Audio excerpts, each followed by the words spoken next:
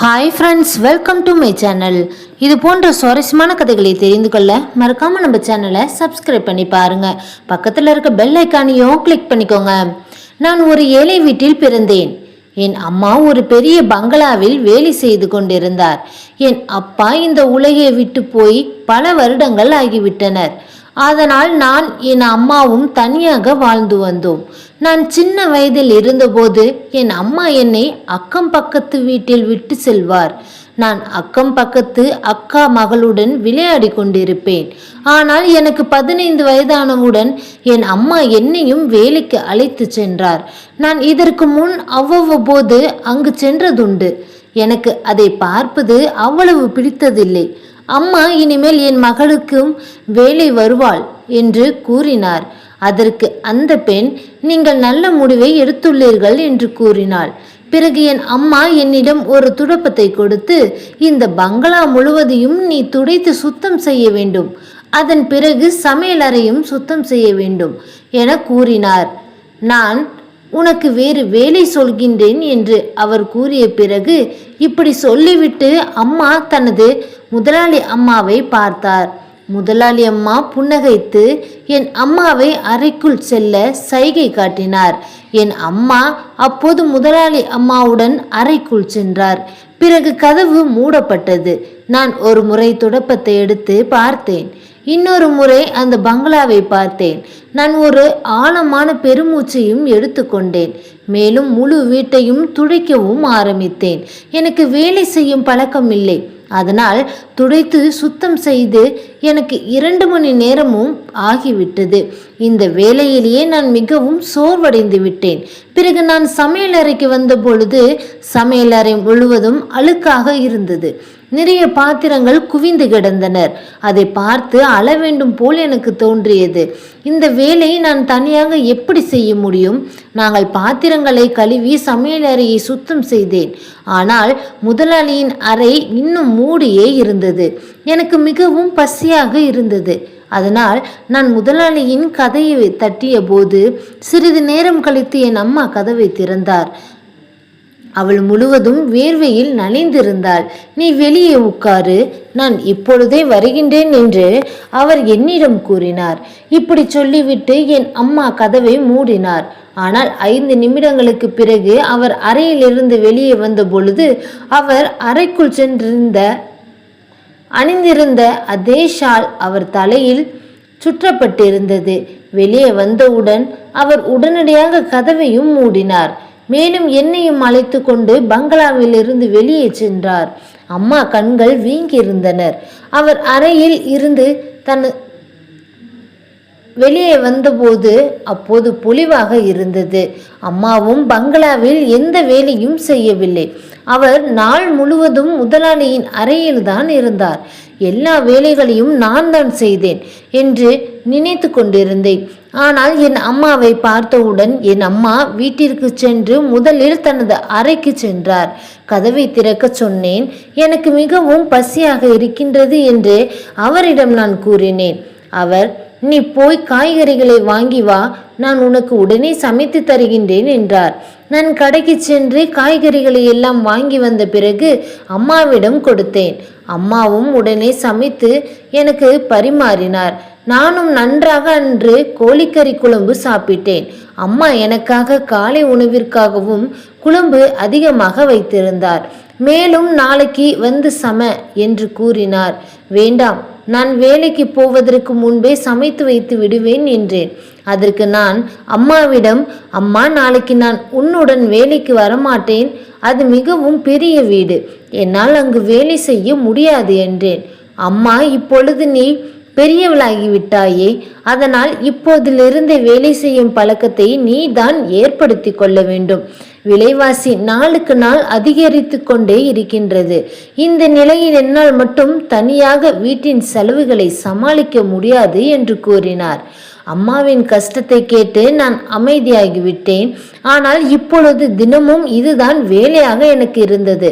அம்மா தனது முதலாளி அம்மாவிடம் அறைக்குள் சென்று விடுவார். நான் அதன் பிறகு மற்ற மீதி வேலைகளை எல்லாம் எல்லா வேலைகளையும் நான் தான் செய்தேன். அம்மா எந்த வேலையும் செய்யவில்லை. அதன் பிறகு அதே சமயம் எனக்கு ஆச்சரியமாகவும் கோபமாகவும் இருந்தது. ஏனென்றால் அம்மா அறைக்கு வெளியே வரும்போது வேர்வையில் நனைந்திருந்தார். அவளது கண்கள் சிவந்திருந்தனர். மிகவும் சோர்வாக காணப்பட்டார். ஒரு முறை நான் அம்மாவிடம், அம்மா, நீங்கள் எந்த வேலையும் செய்யவில்லை, ஆனால் பார்க்க சோர்வாக இருக்கிறீர்களே, ஏன் என்று கேட்டேன். வீட்டின் எல்லா வேலைகளையும் நீங்கள் தான் செய்தது போலவே இருக்கின்றது என்று கூறினேன். அவர், நான் என்ன ஓய்வெடுக்கின்றேன், என் வேலை என்னவென்றால் என்று உனக்கு கூறி நான் அமைதியாக்கி விட்டார். பிறகு ஒரு நீண்ட மூச்சு விட்டு, ஏழ்மை ஒரு பெரிய பிரச்சனை, அது எந்த வீட்டிற்கு நுழைந்தாலும் அதை அழித்துவிடும் என்றார். அம்மா இவ்வளவு கடினமான விஷயங்களை எங்கிருந்து கற்றுக்கொள்கின்றார் என்று நான் நினைத்து கொண்டேன். அப்போது என் அம்மா மிகவும் அழகாக இருந்தார். நான் ஆசைப்பட்டு அனைத்தையும் எனக்கு வாங்கி கொடுப்பார். இந்த விலைவாசி காலத்தில் நாங்கள் ஆட்டுக்கறி சாப்பிட்டோம். நான் அம்மாவிடம், அம்மா, ஏன் இவ்வளவு விலை உயர்ந்த கறியை எல்லாம் வாங்கி வருகிறீர்கள் என்று கேட்டபொழுது அவர், நீயும் என்னுடன் சேர்ந்து இவ்வளவு கஷ்டப்பட்டு சம்பாதிக்கின்றாய், அதனால் தான் நன்றாக சாப்பிட வேண்டும் என்று கூறுவார். அம்மா ஒருபோதும் நல்ல உணவை சாப்பிட மாட்டார். எனக்கு வயிறு நிறைய வறுத்த கறிகளை கொடுத்து விட்டு மீதியை அவரும் சாப்பிடுவார். சில சமயம் நான் நினைத்து கொள்வேன், இது என்ன மாதிரியான விலைவாசி, அது என் அம்மாவுக்கு மட்டும் இருக்கின்றது, அது எனக்கு இல்லை. என் அம்மாவின் அழகு அதிகரித்து கொண்டிருந்தது. ஒரு நாள் என் கண்களால் நான் பார்த்ததை என்னால் நம்பவே முடியவில்லை. என் அம்மா தனது அறையில் உள்ள அலமாரியை அடிக்கடி பூட்டி வைத்திருப்பார். என் அலமாரியை தொடாதே என்று என்னிடமும் கூறியிருந்தார். ஆனால் இன்று அவர் அவசரத்தில் இருந்தார். நான் வளர்ந்து விட்டதால் இப்பொழுது நீ சால் போட்டு செல்ல வேண்டும் என்று என் அம்மா என்னிடம் கூறினார். நான் அம்மாவின் அலமாரியில் இருந்து எனக்காக ஒரு சாலை எடுக்க ஆரம்பித்தேன். அப்போது துணிகளுக்கு அடியில் ஒரு பொருளையும் பார்த்தேன்.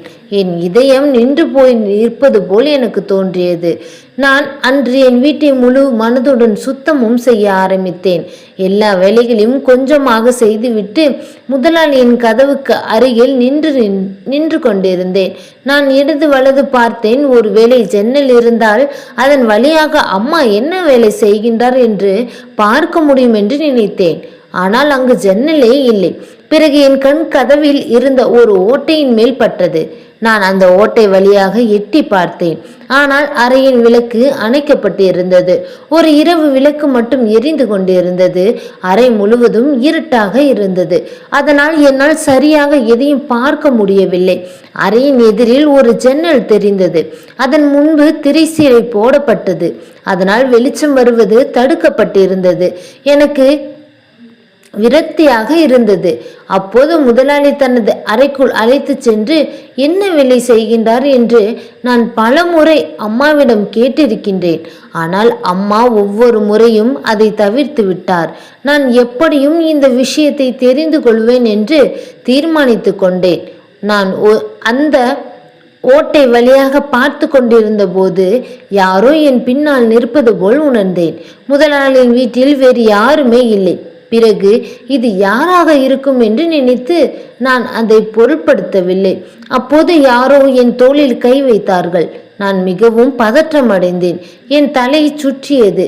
நான் திரும்பி பார்த்தபோது ஒரு இளைஞன் என்னை முறைத்து பார்த்து கொண்டிருந்தான். நான் மிகவும் பயந்து விட்டேன்.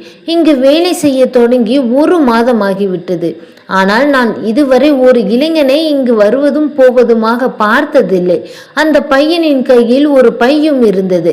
அவன் என்னை குறுக்கு பார்வையில் பார்த்து, பெண்ணே, என் அம்மாவின் அறையில் என்ன எட்டி பார்க்கின்றாய் என்று அவர் கேட்டார். எனக்கு என் குரல் நடுங்குவது போல் தோன்றியது. நான் வேகமாக, இல்லை இல்லை, சுத்தமாக இல்லை என்று சொன்னேன். என் பதிலை கேட்டு அவர், என்ன உளறுகின்றாய்? தலை முதல் கால் வரை ஒரு முறை பார்த்துவிட்டு நீ யார் என்று கேட்டார். நான் என் அம்மாவின் மகள் என்றேன். அதன் பிறகு என் அம்மா இந்த அறைக்குள் சென்று நிறைய நேரமாகிவிட்டது. அதனால் என்ன செய்கின்றார் என்று நான் பார்க்க வந்தேன் என்று சொன்னேன். என் மூளை வேலையே செய்யவில்லை. நான் என்ன பதில் சொல்கின்றேன் என்று எனக்கே தெரியவில்லை. அவர் என் பதிலை கேட்டு சிரித்து கொண்டு, எல்லோருக்கும் தங்கள் அம்மாவின் மகள்தான், நானும் என் அம்மாவின் மகன்தான், ஆனால் இதை தவிர வேறு என்ன என்று கேட்டார். நான் இந்த வீட்டின் வேலைக்காரியின் மகள், இங்கு வேலை செய்கின்றேன் என்றேன். ஏன் நான் இப்படி பதற்றமாக இருந்தேன் என்று எனக்கே தெரியவில்லை. என் பேச்சை கேட்டு அவர் தனது பையை ஒரு புறம் வைத்துவிட்டு முன்னால் இருந்த சோபாவில் அமர்ந்து தனது கால்களை கண்ணாடி மேசையின் மேல் வைத்தார். பின்பு நானும் ஒரு வேலைக்காரியின் மகள்தான், அதனால் இது போன்ற ஒரு வேலையை என்னால் ஒருபோதும் செய்ய முடியாது. நான் அதை திட்டவட்டமாக மறுத்துவிட்டேன். நான் அப்படிப்பட்ட வேலை செய்ய மாட்டேன் என்று என் பேச்சை கேட்டு அவர், ஓ, அம்மாவின் அறையில் எட்டி பார்க்கின்றாய், ஆனால் வேலை செய்ய மாட்டாயா என்றார். நான் என் பேச்சை கேள், உன் செயலை பற்றி என் அம்மாவிடம் சொன்னால் அவள் இப்பொழுதே உன்னை வேலையிலிருந்து நீக்கி விடுவாள் என்றார். இதை கேட்டவுடன் எனக்கு பயத்தில் நடுக்கமே ஏற்பட்டது. நீங்கள் இப்படி எதையும் சொல்லாதீர்கள், என் அம்மா என்னை மிகவும் அடிப்பார் என்றேன். என் பேச்சை கேட்டு அவர் எதுவும் பேசவில்லை. தனது கால்களில் இருந்த காலணிகளை நோக்கி சைகை காட்டினார். நான் மெதுவாக அவரிடம் சென்று, அவர் 18 வயது பையன். அவரது முகம் முதலாளி அம்மா போலவே இருந்தது, ஆனால் மிகவும் திமிரு பிடித்தவன். நான் அவருக்கு அருகில் இருந்த கண்ணாடி மேசையின் அருகே அமர்ந்து அவரது காலணிகளை எல்லாம் சுத்தம் செய்து கொண்டேன். நான் அவரது காலணிகளை கழற்றி ஒரு புறம் வைத்தோ அவர் ஒரு கிளாஸ் தண்ணீரையும் கேட்டார். நான் சமையலறைக்கு வந்து முதலில் என் கைகளை நன்றாக கழுவி பிறகு அந்த பையனுக்கு தண்ணீரும் கொடுத்தேன். அதற்குள் அறையின் கதவு திறந்தது. அப்போது முதலாளி அம்மாவின் தனது மகனை பார்த்து மிகவும் மகிழ்ச்சி அடைந்தார். அதன் பிறகு அவர், சிறிது நேரத்தில், இவன் என் பையன், இவ்வளவு நாளாய் இவன் விடுதியில் தங்கி இருந்தான், இப்போது விடுமுறைக்கு வந்திருந்தான். என் அம்மா இன்னும் சோர்வாகவும் வேர்வையில் நனைந்ததும் இருந்தார்கள். அந்த பையன் என் அம்மாவை பார்த்து வணக்கமும் சொன்னான். என் அம்மா அந்த வணக்கத்திற்கு பதில் அளித்தார். பிறகு அம்மா கிளம்ப அனுமதி கேட்டு என்னையும் அழைத்து கொண்டு அந்த பங்களாவிலிருந்து வெளியேவும் சென்றார். அடுத்த நாள் நான் அம்மாவுடன் வேலைக்கு சென்ற பொழுது அந்த பையன் காலை உணவு சாப்பிட்டு கொண்டிருந்தான். என் அம்மா மீண்டும் முதலாளி அம்மாவின் அறைக்குள் சென்று விட்டார். நான் பங்களாவை சுத்தம் செய்யவும் ஆரம்பித்தேன். அந்த பையன் என்னையே பார்த்து கொண்டிருந்தான். நானும் என் அம்மாவை போலவே அழகாக இருந்தேன். எனக்கு வயது இப்போது 15 தான். அந்த பையனின் அறையை சுத்தம் செய்ய சென்றபோது அவன் என் பின்னாலேயே அறைக்குள்ளும் வந்தான். அவன் ஒவ்வொரு அடியாக என் அருகில் வைத்து கொண்டிருந்தான். நான் வெளியே போகணும், என் கதவை மூடினீர்கள் என்றேன். அவன் என் பேச்சை பொருட்படுத்தாமல் என்னை கூர்ந்து கவனித்து கொண்டிருந்தான். அவனது கூர்மையான பார்வை என் உடல் முழுவதும் ஒருவித உணர்ச்சியை ஏற்படுத்தியது.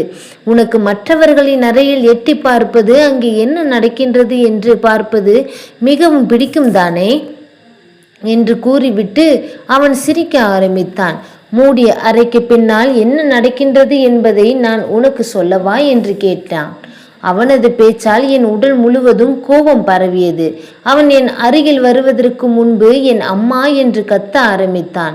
ஆனால் அவன் என் வாயை தன் கைகளால் மூடி, சத்தம் போடாமல் உன் கழுத்தை நெரித்து விடுவேன், நீ சத்தம் போடாதே என்று கூறினான். இதை சொல்லி அவன் என் வாயிலிருந்து கையை எடுத்து கதவையும் திறந்து விட்டான். நான் வேகமாக அறையில் இருந்து வெளியே ஓடி வந்தேன். அந்த பையன் தனது அறையின் கதவை வேகமாக மூடிக்கொண்டான். நான் மிகவும் கலங்கி போய் அழ ஆரம்பித்தேன். இனி இங்கு வேலைக்கு வரமாட்டேன் என்று முடிவும் எடுத்தேன். மீதி வேலையையும் அழுது கொண்டே செய்த பிறகு என் அம்மா முதலாளி அம்மாவின் அறையிலிருந்து வெளியே வந்தவுடன் நான் அழுது கொண்டிருப்பதை கண்டு கண் கலங்கி போனார். அழுகையின் காரணத்தை கேட்டார். நான் அந்த நேரத்தில் என் முதலாளி அம்மாவுக்கு முன்னால் எதுவும் சொல்ல முடியவில்லை. எனக்கு தலையில் ரொம்ப வலிக்குது என்றேன். நான் வீடு திரும்பும் வழியெல்லாம் அழுது கொண்டேதான் வந்தேன். சரி, நாளை முதல் நான் தனியாகவே வேலைக்கு செல்கின்றேன் என்றாள். என் அம்மா அடுத்த நாள் நான் வீட்டிலேயே இருந்தேன். ஆனால் அன்று என் அம்மா வீட்டிற்கு வந்தபோது அவரது முகம் சிவந்திருந்தது. அவர் மிகவும் சோர்வாக காணப்பட்டார். வீட்டிற்கும் வந்தவுடன் படுக்கையில் படுத்து கொண்டார். நான் அம்மாவை தொட்டு பார்த்தபோது அவருக்கு அதிகமான காய்ச்சல் இருந்தது. வேகமாக அம்மாவுக்கு தண்ணீர் கொடுத்தேன், உணவு கொடுத்தேன். வீட்டில் இருந்த காய்ச்சலுக்கான மாத்திரைகளை எடுத்து முழுங்க செய்தேன். பின்பு அவருக்கு இன்னும் அதிக காய்ச்சல் இருந்ததால் தூக்கத்தில் கூட ஐயோ என்று முனகிக் கொண்டிருந்தார். எனக்கு ஒரு உறவு என்று சொல்லிக்கொள்ள அம்மா மட்டும்தான் இருந்தார். அவருக்கோ ஏதாவது நேர்ந்தால் நான் எப்படி வாழ்வது? காலைக்குள் அம்மாவின் காய்ச்சல் மிகவும் குறைந்து விட்டது. அம்மாவின் உடல்நிலை இன்னமும் சரியாகவில்லை என்று நான் சொன்னதை கேட்டவுடன் இல்லை இல்லை, நான் உன்னை தனியாக அனுப்ப மாட்டேன் என்றார். இந்த முறை நான் அம்மாவுடன் அந்த பங்களாவுக்கு சென்றேன். ஆனால் என் அம்மாவின் உடல்நிலை சரியில்லாமல் இருந்தது. அங்கு சென்றவுடன் அவர் முற்றிலும் சோர்வடைந்து விட்டார். நான் அவரிடம், நீங்கள் ஓரிடத்தில் அமருங்கள், எல்லா வேலைகளையும் நானே பார்த்து கொள்கின்றேன் என்று கூறினேன். அவர் தரையின் ஒரு மூலையில் அமர்ந்து கொண்டார். அந்த முதலாளி அம்மா மகன் இன்று எங்கும் தென்படவில்லை. ஒருவேளை அவன் விடுதிக்கு திரும்பி சென்று இருக்கலாம். நான் வீடு முழுவதையும் சுத்தம் செய்ய ஆரம்பித்தேன். அப்பொழுது முதலாளி அம்மா, உன் அம்மா மிகவும் உடல்நலம் இல்லாமல் இருக்கின்றாரா? அவரது வேலைகளை யார் செய்வார்கள் என்று கேட்டார். இதை கேட்டவுடன் எனக்கு அந்த முதலாளி மீது கோபமும் வருத்தமும் தான் ஏற்பட்டது. என் அம்மா உடல்நலம் இல்லாமல் இருக்கின்றார் என்றேன். அவர், எனக்கு மிகவும் தெரியாது, எனக்கு இந்த வேலை சரியாக நடக்க வேண்டும், உன் அம்மாவிடமிருந்து அல்ல என்று கூறினார். அந்த ரகசியம் எனக்கு தெரிய வேண்டும் என்று எனக்கும் தோன்றியது. அந்த முதலாளி அம்மா மணிக்கணக்கில் என் அம்மாவிடம் என்ன வேலை வாங்குகின்றார்? அதனால் என் அம்மாவின் அலமாரியில் ஆயிரக்கணக்கான ரூபாய் நோட்டுகள் கிடைக்கின்றனர். ஆனால் நான் முதலாளி அம்மாவின் அறைக்கு செல்ல ஆரம்பித்ததும் என் அம்மா மீது கத்த ஆரம்பித்தேன். இல்லை மகளே, நீ உள்ளே போகக்கூடாது என்றார். ஒருவேளை என் அம்மா அருகில் இருந்திருந்தால் எனக்கும் முதலாளி அம்மாவுக்கும் நடந்த பேச்சை அவர் கேட்டு இருக்கலாம். அதனால்தான் இவ்வளவு அதிகமான காய்ச்சலிலும் அவரால் பேச முடிந்தது. அவர் மிகவும் சிரமப்பட்டு எழுந்து என்னை வெளியே அழைத்து வந்தார். அன்று மாலை நான் என் அம்மாவை மருத்துவரிடம் அழைத்து சென்றேன். அடுத்த நாள் என் அம்மா ஆழ்ந்த தூக்கத்தில் இருந்தார். நான் யாருக்கும் தெரியாமல் வீட்டை விட்டு வெளியேறினேன். இப்பொழுது எனக்கு ஒரு எண்ணம் ஓடிக்கொண்டிருந்தது. மூடிய கதவுக்கு பின்னால் என்ன நடக்கின்றது? அந்த ரகசியம் என்னவென்று தெரிய வேண்டும். நான் இந்த முறை தனியாக பங்களாவுக்கு சென்றேன்.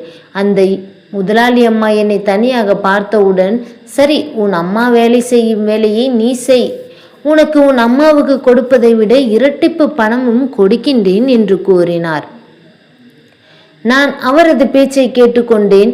அந்த நேரத்தில் எனக்கு பணம் தேவையில்லை. என் அம்மாவிடம் அவர் என்ன வேலை வாங்குகின்றார், அதனால் அம்மா வெளியே வரும்போது அந்த நிலைக்கு தள்ளப்படுகின்றார் என்பதை தெரிந்து கொள்ள வேண்டும் என்று தான் நினைத்தேன். நான் அந்த முதலாளி அம்மாவின் அறைக்கு சென்ற பொழுது உள்ளே சென்றவுடன் அந்த முதலாளி அம்மா, உங்க அம்மா செய்யும் வேலையை நீனே செய் என்று கூறி ஒரு எண்ணெயை என் கையில் எடுத்து கொடுத்தார். அந்த எண்ணெயை எடுத்து நான் திருவென்று முழித்து கொண்டிருந்தேன். அப்பொழுது அந்த முதலாளி அம்மா, இந்த எண்ணெயை எனக்கு மசாஜ் செய்துவிடு, என் கால்கள் நடக்க முடியாது, இந்த எண்ணெயை தடவினால் மட்டுமே தான் என் கால்கள் நடக்க முடியும், அதனால்தான் உன் அம்மா விடிய விடிய எனக்கு கால்களை மசாஜ்களை செய்து கொண்டிருப்பார், பின்பு பகல் நேரத்திலும் அப்படிதான் செய்து கொண்டிருப்பார், இதற்கான சம்பளத்தையும் நான் கொடுத்து விடுவேன், இந்த முறை நீ வந்திருக்கின்றாய், எனக்கு நல்ல முறையில் மசாஜ் செய்துவிடு என்று சொல்லி அந்த எண்ணெயை என் கையில் கொடுத்தார். நானும் மசாஜ் செய்து முடித்து விட்டு அப்போதுதான் வெளியே வந்தேன். எனக்கு மிகவும் அலுப்பாக இருந்தது. அப்போது முதலாளி அம்மா, இந்தா உனக்கு ஒரு 2000 ரூபாய் என்று கொடுத்தார். நான் அந்த பணத்தை வாங்கி கொண்டு, என் அம்மா செய்த வேலை இவ்வளவு கஷ்டமாக இருக்கின்றது, அதற்காக இந்த பணத்திற்காக இவ்வளவு கஷ்டப்பட்டு கொண்டு இருக்கின்றார். இந்த வறுமை என்பது ஒரு பணம், அந்த பணம் இருந்தால் வறுமை இருக்கிற வீட்டில் பணமே வந்து குடியேறிவிடும். பணம் இல்லை என்றால் வறுமை அழித்தே விடும். என் அம்மா அந்த பணத்திற்காகத்தான் அந்த வேலையை செய்து கொண்டிருந்தார். பின்பு நானும் அந்த பணத்திற்கு வேலை செய்ய ஆரம்பித்து விட்டேன். இதன் பிறகு என் அம்மாவை நான் நல்ல முறையில் பாதுகாக்க வேண்டும் என்று நினைத்து என் அம்மாவின் உடல்நிலை சரியான பிறகு அந்த வேலையை நீ செய்ய வேண்டாம் என்று சொல்லி நான் அந்த வேலையை செய்ய ஆரம்பித்தேன். அதன் பிறகு என் அம்மாவை நான் ஓய்வெடுக்க சொல்லிவிட்டேன். இந்த கதை பிடிச்சிருந்துச்சு அப்படின்னா லைக் அண்ட் ஷேர் பண்ணுங்க. கீழே இருக்க கமெண்ட் பாக்ஸில் உங்களுடைய கருத்துக்களை பதிவிடுங்க. நன்றி.